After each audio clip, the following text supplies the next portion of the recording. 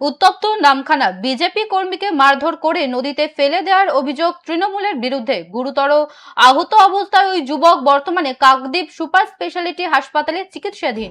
এই ঘটনায় ইতিমধ্যেই একজনকে আটক করে পুলিশ। জানা গেছে, আক্রান্ত বিজেপি কর্মীর নাম তারাশঙ্কর পড়ুয়া। বৃহস্পতিবার রাতে তিনি নামখানার নারায়ণপুর ঘাটে গিয়েছিলেন। অভিযোগ, সেখানে ওত পেতে থাকা একদল তৃণমূল আশ্রিত দুষ্কৃতী তার উপর অতর্কিতে হামলা চালায়। বেধড়ক মারধর করার পর তাকে হাতানিয়া দোয়ানিয়া নদীতে ফেলে দেওয়া হয়। পরে স্থানীয়দের সহযোগিতায় তাকে রক্তাক্ত অবস্থায় কাকদ্বীপ সুপার স্পেশালিটি হাসপাতালে ভর্তি করা হয়।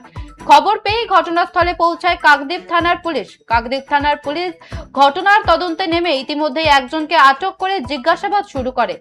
রাজনৈতিক শত্রুতা নাকি এর পেছনে অন্য কোনো কারণ রয়েছে তা খতিয়ে দেখছে তদন্তকারীরা।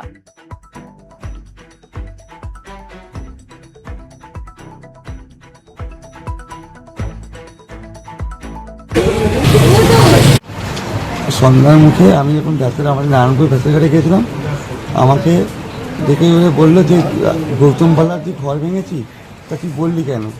কে বললো? ওই টিএমসির যে মানে গুন্ডা বাহিনী নসাদ।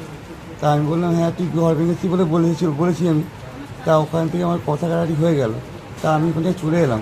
তারপর কিছুক্ষণ বাদে আমি রাস্তায় যাচ্ছি, আমাকে ডেকে করে বলে তুই এখানে তোর সঙ্গে কথা আছে। আমি যাও, কোথায় যাবো, কথা বলবো? তা আমাকে দেখলাম, আমি গেলাম ওখানে।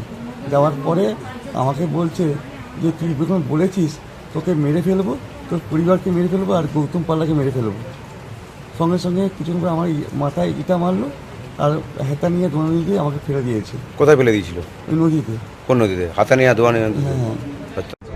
নারায়ণপুর যে ওখানে নদীর চরে আমাদের এক কার্যকর্তা তারাপদ, তাকে আপনারা ভাবুন, আমাদের রাজ্য সভাপতি মাননীয় শ্রমিক ভট্টাচার্য মৌনব্রত পালন করতে বলেছেন।